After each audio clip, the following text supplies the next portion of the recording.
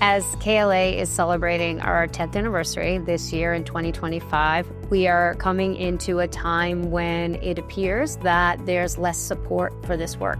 For KLA, our mission doesn't change.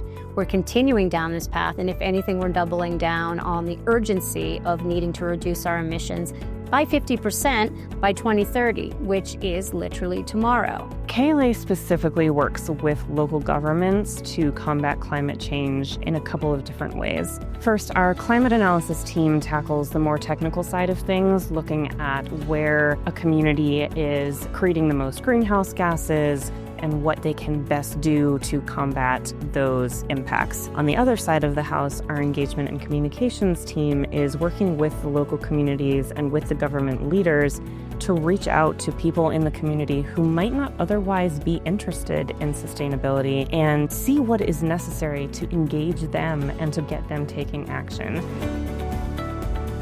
What keeps me motivated in the face of harsh climate reality is that there's no other choice. What else are you going to do? This has been my default setting and my passion for my whole life, and the stakes are higher, and we just have to keep moving forward. The thing that gives me the most hope is with climate and climate action, a lot of things haven't really taken hold, and there's a lot of change that is just going to keep happening, and so we can count on that. I think coming back to that sense that I'm proud of the work I do, and I think that this is something worth working towards, even if it's really hard to see the finish line, I think that keeps me motivated. I am convinced that climate change is worth working on, that it's important, that it's something that we must tackle as a community, as a nation, and as a world in the way that we need to in order for us to have a livable planet. By just being around people every day that know what's going on and are working hard to do something about it, I feel like it keeps me motivated. What gives me hope is seeing how people are stepping up across their communities to do small things in their sphere of influence.